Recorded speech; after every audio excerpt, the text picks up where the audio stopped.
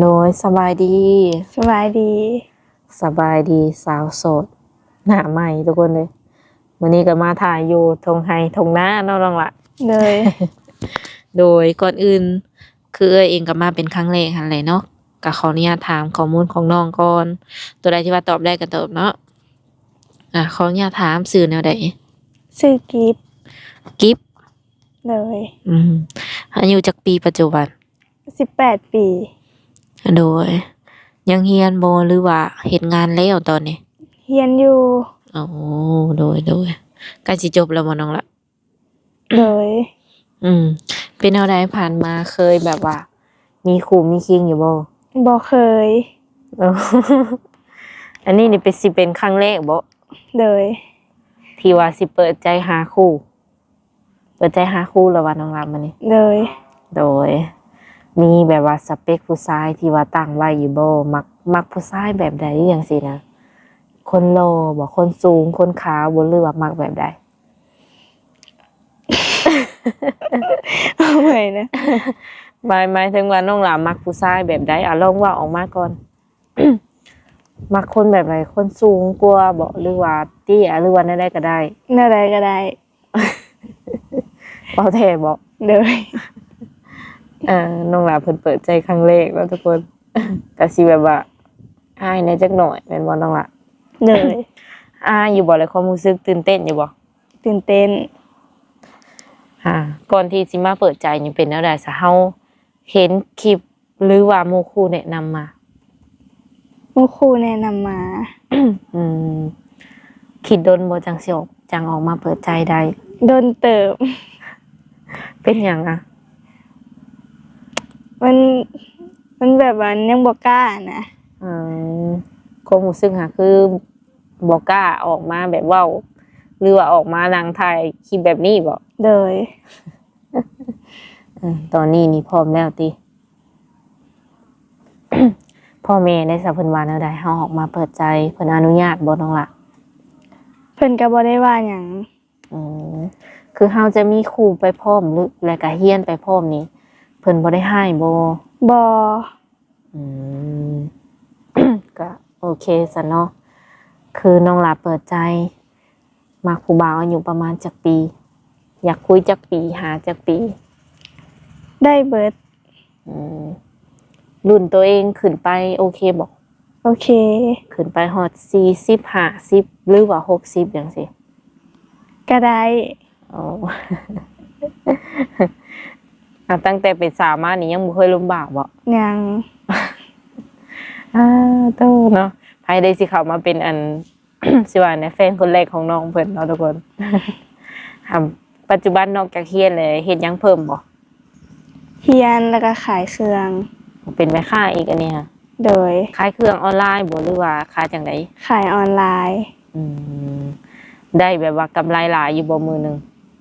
กับบ่หลายปานใดพอได้ส่งตัวเองเรียนบ่โดยได้อยู่บ่แล้วพอส่งเจ้าของเรียนนี่ก็ได้อยู่ลักๆแล้วไผเป็นคนส่งเฮาเรียนซะเนาะล่ะแม่ขออนุญาตถามปัจจุบันนี้น้องหลาอาศัยอยู่กับไผค่ะอาศัยอยู่กับปู่ปู่เพิ่นเลยพ่อกับแม่นี่เด้น้องล่ะพ่อกับแม่เพิ่นไปเฮ็ดเวียกอยู่บ่ได้อยู่ลาวบ่เพิ่นไปเฮ็ดเวียกอยู่ไสนี่เพิ่นไปเฮ็ดเวียกอยู่ประเทศไทยแล้วเจ้าก็เลยได้แบบอาศัยอยู่กับอันปู่เพิ่นเลยย่าได้ซะย่าเพิ่นเสียแล้วอยู่กันจักคนนอกจากปู่แล้วมีไผอีกแน่อยู่กัน3คนมีไผมีน้องมีข่อยแล้วก็มีปู่นั่นแหละจะมีไอ้น้องจักคนมี3คน3คนยิงจักคนชายจักคนนึงล่ะยิง3ยังยิงว่า3เลยเลยน้องหลานนี่เป็นลูกคนที่เท่าไหร่จ๊ะคนที่1เลยลูกกบโอ้โหเป็นลูกสาวกกได้นี่เนาะทุกคนเป็นลูกสาวกกเลยมันบอกเลยโตน้องอีก2คนนี่ได้สะเฮียนคือกันบ่โดยเฮียนคือกัน เรื่องแบบว่าเรื่องเงินค่ำนี่แม่นเบิดเดือนแหละเพิ่นจะให้เป็นเดือนบ่หรือให้แบบใด ให้เป็นเดือน พ่อแม่ส่งมาให้นะ โดย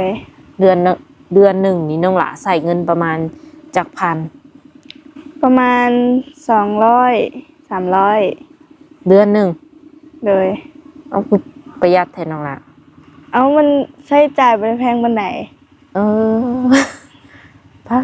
โตเนาะค่าใช้จ่ายน้องเพิ่นนี่ถือว่าน้อยสุดเท่าที่ว่า เคยสัมภาษณ์สาวโสดมาอืมต้องเขาต้องแบบว่าใส่ประหยัดบ่หรือว่ามันก็ธรรมดา ธรรมดา พอแต่บ่ได้มีหยังแบบใช้จ่ายหลาย โดย ถ้ามีเวียกหยังก็ใช้หลายนิดหน่อยหนึง เออจาก300 บาทเนาะขึ้นมาเป็นจักร้อยบัด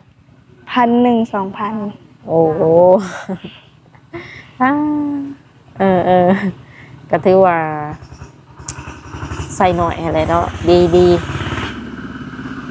เฮาขายเครื่องเนาะก็มีเงินเก็บเงินโฮมเป็นของตัวเองอยู่บ่ หนี โอ้เก่งแท้ ตอนนี้นี่โฮมได้ยังแน่แล้วจากการขายเครื่องเปิดรามพาหนะมีระบบ มีแล้ว เอ้าคือเก่งแท้น้องล่ะ ได้จากการขายเครื่องบ่ โดย โอ้เก่งเนาะอายุซ้ำนี้นี่ถือว่าเก่งได้เพราะว่าฮู้จักทำมาหากินเนาะแล้วก็ฮู้จักสิว่าในเก็บเงินเก็บคำคือน้องหลาเปิดใจนี่เปิดใจแบบใดหาคนคุยนี่บ่หรือว่า อยากสร้างครอบครัวเลย หาคนคุย 18 ปีเนาะอยากสร้างครอบครัวตอนอายุจักปี ประมาณ20ปลายปี แสดงว่าเป็นแฟนกันไปก่อนบ่ โดย ที่ว่าการเป็นแฟนกันนี่สามารถไปมาหากันได้บ่ ได้ โดยคือถ่าย FC เอื้อยเห็นเจ้าเนาะและเพิ่นอยากมาเห็นตัวจริงหั่นนะน้องล่ะสะดวกบ่ ก็ได้ ให้มาหา เลย มาแบบว่าสิว่าไหนมาแบบเซอร์ไพรส์ก็ได้บ่แบบปุ๊บปั๊บโดยที่บ่ต้องนัดเจ้าหั่นนะ ต้องนัดก่อน เป็นอะไรบ่บ้างนะ โดย อืมต้องนัดก่อนเพิ่นว่าซั่นเนาะถามมาแบบปุ๊บปั๊บนี่คือจะบ่พอเลยบ่ โดย ปกติมักอยู่เฮือนบ่หรือว่ามักไปไสซะ อยู่เฮือนแล้วก็ไปเฮ็ดเวียก เฮ็ดเวียกอยู่ไสน้องล่ะ ไปเฮ็ดเวียกซอยป้า อ๋อยันว่าเฮ็ดหับงานอีหยังหับจ็อบหับหยังอีกนะ บ่มี ไปเฮ็ดซอยป้าซื่อ โดย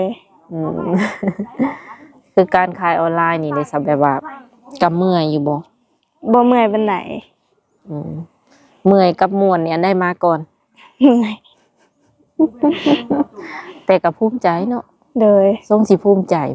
ซาเอ่ยเบิ่งแบบว่าหาเงินโดยตนเองน่ะทรงสิภูมิใจพ่อกับแม่เพิ่นก็ถือว่าฝากให้ก็แบบว่าตามที่เจ้าต้องการเลยบ่ โดย หรือว่าเพิ่นกำหนดสำนัก ตามที่ต้องการ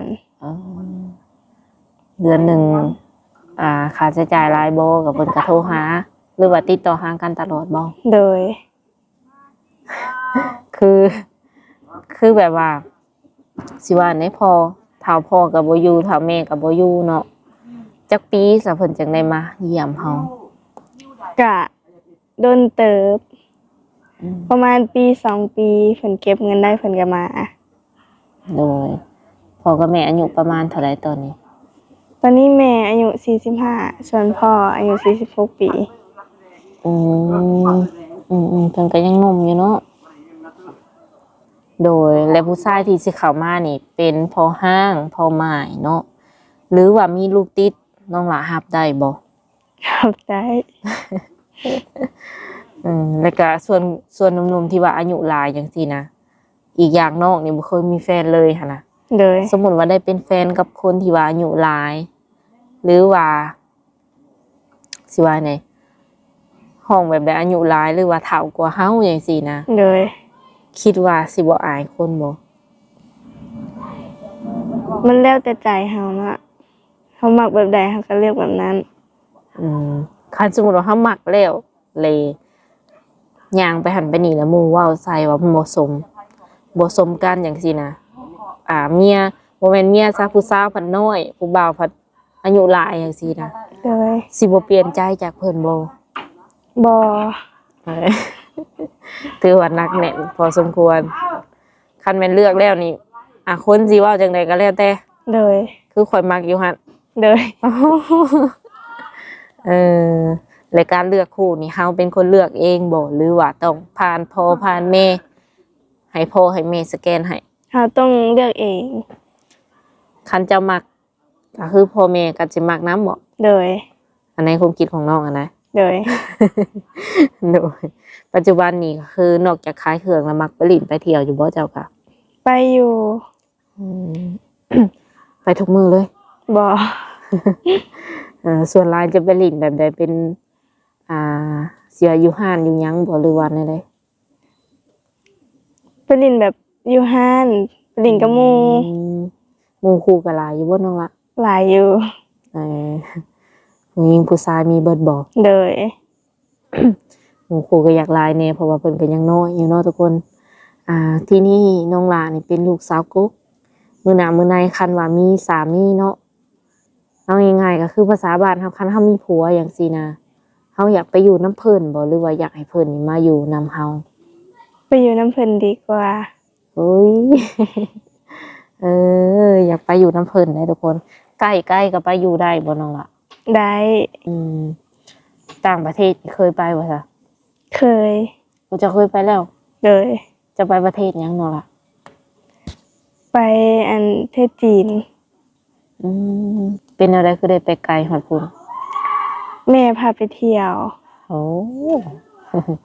ได้ไปเที่ยวฮอดอันประเทศจีนได้ทุกคนเลยอเมกานี่ได้เคยไปอยู่บ่ บ่ สูง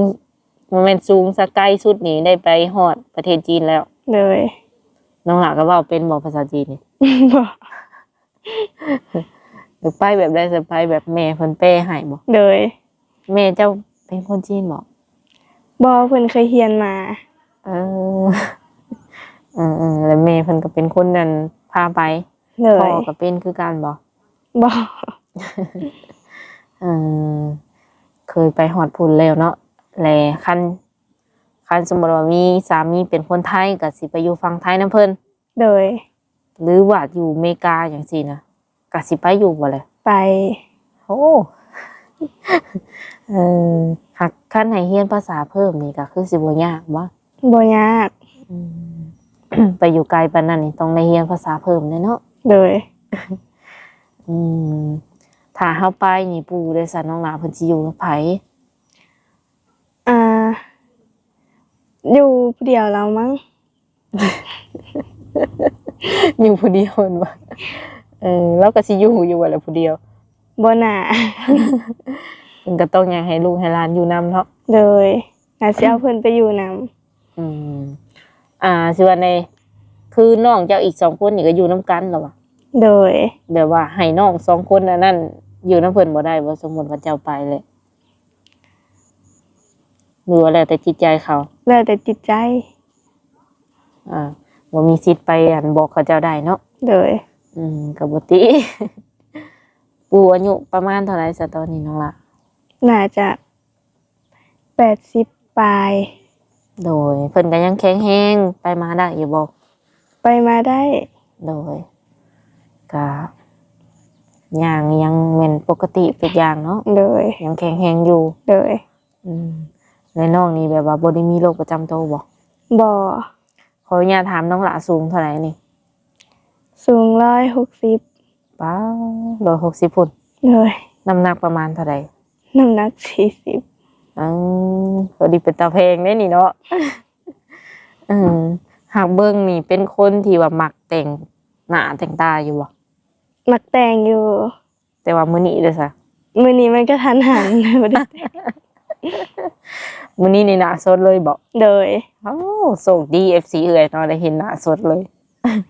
ขนาดบ่แต่งยังซ้ำนี้เด้อ FC เด้อเนาะคันแต่งนี่สิเป็นตาแพงสำใดอันนี้ยังบ่ฮู้คือกัน มันฟ้าบ่ โดย ได้ออกมาเลย โดย ก็คือบ่ได้แม้แต่ลิปก็ยังบ่ทานั่นนี่เนาะ งามเนาะขนาดว่าหน้าสดก็ยังงามเลยแหละ ผ่าน โอเค ในใจแบบว่าถามมี FC มาอะไรอยากไปหลินไปเที่ยวอยู่ไสบ่น้องล่ะ อยู่ใส่ก็ได้ ท่านเพิ่นให้ไปนำก็สิไปบ่ โดย เคยไปหลินบนที่ว่ามันไกลๆจากบ้านอยู่บ่ล่ะ เคย อย่างเช่น แข่งข้อมูล มักไปหลินบ่เจ้าก็ไปหลินแบบสถานที่งามๆแบบภูเขาน้ำตกอีกอย่างจังซี่มักบ่ มาก บ่ได้เมารถบ่ บ่ โอ้เก่งเนาะไปแบบไกลก็ได้แบบบ่มีหมอกมีเมาอีกนะรถนี่แม่นบ่ โดย เออ คันว่าฝั่งไทยได้สะดวกไปบ่ ไป มีบัตรมีเบอร์เรียบร้อย โดย มีพาสปอร์ตอันที่ว่าข้ามด่านข้ามหยังหั่นได้ โดย แม่เฮ็ดไว้ให้บ่ โดย โอ้ บ่ธรรมดาซะนะ สามารถไปเลินได้เคยไปแล้วบ่ทะเลซะ เคย เอาแล้วบอกได้ก็เคยไปเลย FC สิพาไปเลินไสบัดนี้เนาะน้องเพิ่นเคยไปเบิดเลย อยู่หม้องใดคือที่ว่าเฮายังบ่ทันเคยไปอยู่ฝั่งไทย กหลายอยู่ อันดับแรกนี่แม่นทะเลนี่เรียบร้อยแล้ว อยู่เฮือนเนาะไผเป็นคนเฮ็ดอยู่เฮ็ดกินให้ปู่ให้หยังให้น้องให้นุ่ง น้องเองเฮ็ดเองเบิด ทุกอย่าง โดย นึ่งข้าวปลาไผ่นี่เป็นเบิดบ่ โดย ซักเครื่องเลยซะเนาะ ซักเครื่องกับซักเอง ซักมือบ่หรือว่าซักตู้ซักผ้าแล้วตอนนี้ ซักตู้ซักผ้า ก็แม่นเครื่องปูเครื่องหยังนี่น้องเป็นคนนั่นเบิ่งให้เพิ่นเบิดเลยบ่ โดย อ๋อน้องอีก2คนเด้ซะ น้องอีก2 คนก็ซอยเวียกอยู่ เพิ่นซักเองบ่เครื่องเพิ่น โดย ใครอยู่ซั่นเนาะแล้วมีแต่ว่าดูแลอันปูซื่อๆเนาะเจ้าเนาะ โดย แล้วเรื่องกับข้าวกับน้ำนี่เฮ็ดแบบอาหารประเภทใดแบบถนัดสุด พวกขัวพวกลาบสินะ ได้เบิดแม่นบ่ โดยได้เบิด มักแบบรสจัดบ่หรือว่าจืดๆเฮามากิน รสจัด ถือว่าเก่งได้ซะเนาะเท่าที่เฮาถามมานี่ถือว่าน้องก็พอในระดับหนึ่งเรื่องการเฮ็ดอยู่ครัวกิน เป็นเกือบว่าสิเบิดทุกอย่างบ่ โดย คันว่ามีสามีแล้วเพิ่นบ่มักรสจัดนี่เฮ็ดรสจืดให้ก็ได้บ่ ได้ โดยคัน FC เอ้ยได้สาเพิ่นอยากโทรมาหาน้องเนาะเพิ่นสามารถโทรมาได้ทางใด โทรมาในไลน์ โทรมาได้ทางใน LINE โดย เบอร์โทรได้สาน้องว่าให้บ่ ให้ โอเคเฟซ เฟซก็ได้ สรุปแล้วนี่เพิ่นแจ้งให้เบิดทุกอย่างซะเนาะทางเฟซ LINE แล้วก็เบอร์โทร โดย ว่างรับสายเพิ่นอยู่บ่ ถ้าว่างก็สิหับอยู่ ช่วงไหนฉันน้องว่างค่ะ จะแม่นช่วงกลางคืนเนาะ แบบกลางคืนนี่จะบ่ได้รับออเดอร์หรือว่าขายเครื่องล่ะบ่ โดย กลางเว้นจังซี่ได้โทรมาแบบวิดีโอคอลยังบ่ได้บ่ บ่ได้ค่าเวียกเนาะ แพ็คเครื่องขายเครื่องสิบ่ โดย โพสต์รูปโพสต์ห้อยนั่นแหละเนาะ โดย หรือว่าขายแบบไลฟ์สดนี่บ่ ขายแบบโพสต์รูปเอา อ๋อ แต่ละมื้อก็สิใช้เวลาอยู่กับโทรศัพท์ แต่ก็สิบ่ได้โทรเนาะ โดย ตั้งใจหาเงิน โดย มื้อหนึงนี่ได้บ่อัน10ออเดอร์ ก็ได้อยู่ บ่ได้มีหน้าห้านบ่น้องล่ะ บ่มี ขายแบบว่าออนไลน์นี่ไปรับกับเจ้ามาบ่ โดย ในความฝันเนาะอยากมีอีหยังอยากเฮ็ดอีหยังประมาณนี้นะ อยากเฮ็ดเฮือนของตัวเอง อ๋อ ซื้อรถ เรื่องแบบทำมาค้าขายนี่ได้ซะน้องล่ะบ่พอสำนี้บ่หรือว่ายังอยากกระจายไปอีก ยังอยากแบบตั้งห้านขายเครื่องสินะ ขายเครื่องอยู่ห้านอยู่หยัง โดย มีหน้าห้านเป็นของตัวเอง โดย อันนี้นี่โฟโต้รูปเนาะยกตัวอย่างว่าโฟโต้รูปเลย มีคนสร้างเนาะแล้วเฮาไปเอานำเขามาอีกเทื่อนึงบ่ โดย กินกำไรซื่อๆเนาะ โดย โอเคสุดท้ายนี้มีหยังอยากฝากถึง หนุ่มๆที่ว่าเพิ่นสิเข้ามาหาเฮาบ่นับตั้งแต่มื้อนี้น้องเป็นต้นไป กะ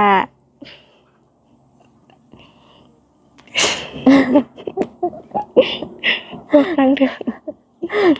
หมู่มาจอบเลยอ้ายเลยอ่า เอาลืม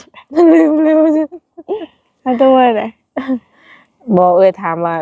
สุดท้ายนี้น้องหลามีหยังอยากฝากถึงแบบผู้บ่าวหรือว่าหนุ่มๆที่ว่าเพิ่นสิเข้ามาจีบเจ้าบ่สมมุติว่าเพิ่นเบิ่งเจ้าอยู่เพิ่นเจ้านี่อยากบอกหยังกับเพิ่น เอาไปจักเดียว บ่จักสิว่าเพิ่น เลย บ่เป็นหยังก็สิเคินเนี่ยจักหน่อยเนาะเพราะว่าเปิดจากครั้งแรกเลยแม่นบ่ เลย โอ้นั่นแหละก็ฝาก FC เอื้อยไว้ในอ้อมอกอ้อมใจเด้อคันว่าเพิ่นทักมาก็ตอบเพิ่นแน่เนาะตอบบ่ตอบน้อยก็ตอบหลายหั้นแหละ เลย คันบ่มักก็คือบอกเพิ่นได้เพิ่นโอเคเพิ่นเข้าใจ เลย โอเคสำหรับคลิปนี้สาวบุญเพียงรายการน้อง กีบ น้องจิ๊บจะได้ขอตัวโจ้ไว้ก่อนเด้อสบายดี สวัสดี